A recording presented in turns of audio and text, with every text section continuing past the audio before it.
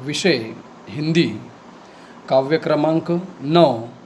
कविता का नाम है अनमोल वाणी, यानी अनमोल शब्द या अनमोल संदेश। अब इसमें हमें दो कवियों के काव्य दिए हैं।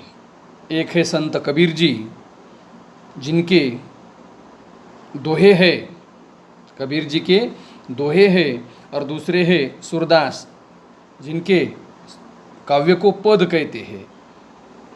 तो सबसे पहले हम संत कबीर जी, इनके बारे में परिचय देखेंगे। संत कबीर जी, जिनका जन्म लगभग 1398 उत्तर प्रदेश में हुआ है, उनकी मृत्यु लगभग 1518 उत्तर प्रदेश में हुई है। अब इनका जन्म और मृत्यु सुनने के बाद यह एक ऐसे व्यक्तित्व है जिन्होंने 14, 15 और 16 शताब्दी का समय देखा है या अपना जीवन बिताया है। कम से कम या लगभग उनकी आयु 121 साल की उनकी पूरी जीवन यात्रा रही है। परिचय भक्तिकालीन निर्गुण काव्यधारा के संत कवि कबीर मानवता एवं समता के प्रबल समर्थक थे। प्रमुख कृतियाँ यानी उनके किताबों के नाम साखी, सबद, रमैनी, इन तीनों को मिलाकर इनका संग्रह करके बीजक नाम का एक ग्रंथ तैयार किया गया है, बीजक, और इसी से यह काव्य लिया है। यानी यह कबीर जी के दोहे लिए हैं। 3 दोहे दिए हैं। पहले एक बार उसका पठन कर लेते हैं। जैसा भोजन खाइए तैसा ही मन होए, जैसा पानी पीजिए तैसी बानी होए, ऐसी बानी बोलिए मन का आपा खोए, औरन को शीतल करे आपो शीतल होए। और तीसरा दोहा, बुरा जो देखन मैं चला बुरा न मिलिया कोय, जो दिल खोजा अपना मुझसा बुरा न कोय।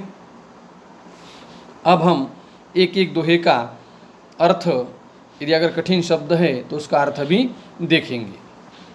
अब पहला दोहा ऐसा है कि संत कबीर जी कहते हैं कि जैसा भोजन खाइए तैसा ही मन होए, जैसा पानी पीजिए तैसी बानी होए।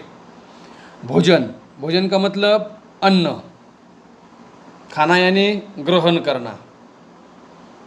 जैसा यानी जिस तरह, तैसा यानी वैसा, उसी तरह। बानी का मतलब है हमारी वाणी। अब संत कबीर जी कहते हैं कि जिस तरह हम भोजन करते हैं या जिस तरह का हम अन्न खाते हैं, उसी तरह हमारा मन भी हो जाता है। यानी यदि अगर हम शुद्ध सात्विक भोजन करेंगे तो हमारा मन भी शुद्ध और सात्विक ही होगा। यदि अगर हमारा भोजन तामसी होगा तो हमारा मन भी उसी तरह का हो जाएगा। ये यानी कि जैसा भोजन करते हैं उसी तरह हमारा मन होता है, हमारे मन का व्यवहार होता है। और उसी तरह जैसा हम पानी पीते हैं, जैसा हम जल पीते हैं, उसी तरह हमारी बानी यानी हमारी वाणी, हमारी भाषा होती है। इसका मतलब ऐसा है कि यदि अगर हम साधा, पवित्र, शुद्ध, सात्विक, समझ में आ रहा है? विशेषण है किसके? भोजन के। यानी कि सादा है, शुद्ध है, सात्विक है, ऐसा आहार और पवित्र जल ग्रहण करेंगे तो हमारा मन और हमारी वाणी भी पवित्र हो जाएगी। कहने का अर्थ ऐसा है कि हमारे खान पान का हमारे शरीर और हमारे मन पर बहुत बड़ा असर पड़ता है, बहुत बड़ा असर होता है। यह हुआ है पहला दोहा। आप देखते हैं दूसरे दोहे का क्या अर्थ है। क्या कहते कबीर जी? संत कबीर जी कहते हैं, ऐसी बानी बोलिए मन का आपा खोए। ऐसी बानी बोलिए मन का आपा खोए, औरन को शीतल करे आपो शीतल होए। औरन को शीतल करे आपो शीतल होए। अब अर्थ देखेंगे। बानी, बानी का मतलब है बोल यानी भाषा। आपा, आपा का मतलब है अहंकार। आपा का मतलब है अहंकार। औरन, औरन का मतलब है दूसरों को। और दूसरा एक शब्द है आपो। आपो का मतलब है स्वयं। पहला शब्द था आपा, आपा का मतलब अहंकार, और यहाँ शब्द है आपो। आपो का मतलब है स्वयं। अब क्या कहते हैं कबीर महाराज? कहते हैं कि हमें अपना गर्व, हमें अपना अहंकार, यह जो दुर्गुण है, इन दुर्गुणों का त्याग करना चाहिए, इन दुर्गुणों से दूर रहना चाहिए। और हमारी वाणी कैसी होनी चाहिए? तो हमारी वाणी मधुर, विनम्र होनी चाहिए, यानी मधुरता से बात करनी चाहिए, विनम्रता से बात करनी चाहिए, कि जिससे सामने वाला व्यक्ति जो हमें सुन रहा है, जो हमारी बात को सुन रहा है, ऐसे व्यक्ति को भी हमारी बात सुनने के बाद प्रसन्नता होनी चाहिए, सामने वाला सुनकर खुश होना चाहिए। इतना ही नहीं तो साथ साथ स्वयं को भी खुशी होनी चाहिए, स्वयं को भी प्रसन्नता होनी चाहिए। मीठी बोली यदि अगर हम बोलेंगे तो दूसरों को सुख पहुँचेगा। यदि अगर हमारे शब्द मीठे होते हैं तो सामने वाले व्यक्ति को सुख पहुँचता है। यदि अगर हमारे शब्द बुरे होते हैं तो उसे दुख मिलता है। तो कैसे बोलना चाहिए? मीठी बोली बोलनी चाहिए, मधुर भाषा बोलनी चाहिए, जो सामने वाले व्यक्ति को भी सुख पहुँचता है और बात करने वाले व्यक्ति को भी आनंद होता है। अर्थात यदि अगर हम मधुर भाषा बोलेंगे, मीठी भाषा बोलेंगे, तो हम इस भाषा के माध्यम से सामने वाले व्यक्ति का दिल जीत सकते हैं, सामने वाले व्यक्ति का मन जीत सकते हैं। अब तीसरा दोहा, तीसरे दोहे का अर्थ देखेंगे। अब क्या कहते हैं कबीर महाराज? बुरा जो देखन मैं चला, बुरा न मिलिया कोई, जो दिल खोजा अपना मुझसा बुरा न होए।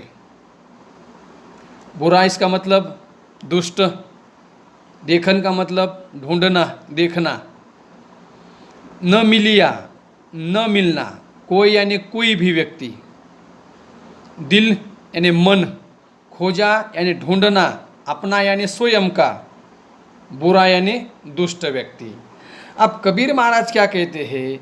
तो सभी इंसानों का, जो एक आम इंसानों का क्या होता है, जो एक तरीका होता है कि हर कोई व्यक्ति दूसरे व्यक्ति में अवगुण, दूसरे व्यक्ति में दुर्गुण ढूंढने का प्रयास करता है।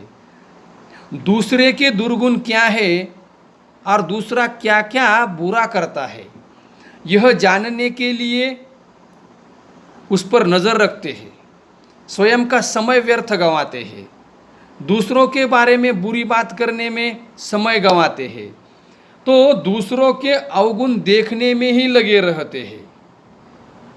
तो उसी तरह मैं भी दूसरे व्यक्तियों के अवगुण ढूंढने में लगा, दूसरों के दुर्गुण देखने में लगा, लेकिन मुझे कोई भी आदमी बुरा नहीं दिखाई दिया। कौन कहता है? कबीर महाराज कहते हैं। लेकिन मुझे कोई भी आदमी बुरा नहीं दिखा। लेकिन जब मुझ पर बारी आई, जब मैंने स्वयं के मन के अंदर झाँक कर देखा। अब आप कहोगे अंदर झाँक कर कैसे देखेंगे?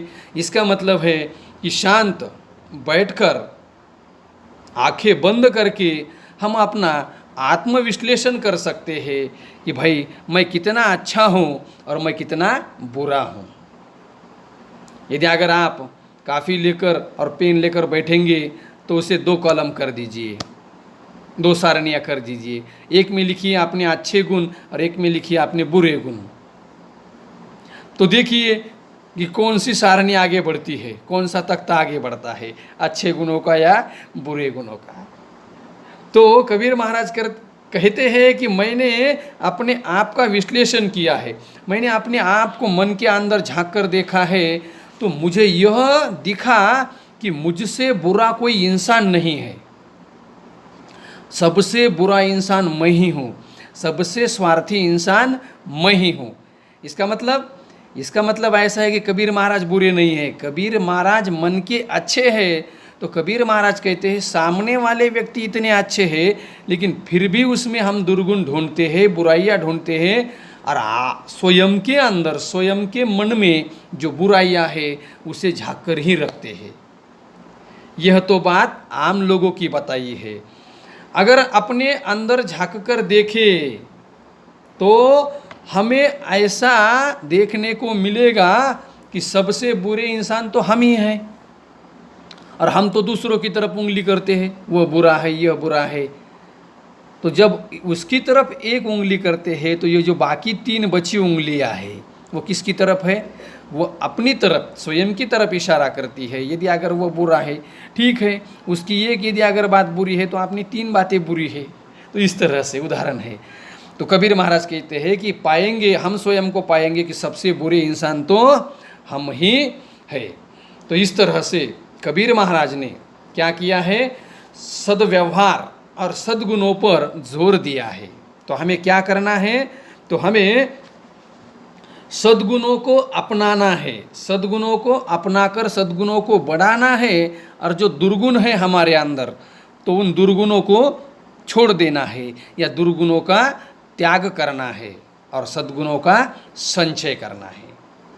तो आपको यह दोहे पढ़ने पड़ेंगे 2 बार भी, यदि अगर सुनना पड़े वीडियो तो 2 बार सुनिए, तो फिर आपको अर्थ समझ में आएगा। अब इस अनमोल वाणी में जो एक भाग बचा है, एक काव्य बचा है, उसमें से जो शेष भाग वह आगे की वीडियो में उसका अर्थ हम देखेंगे।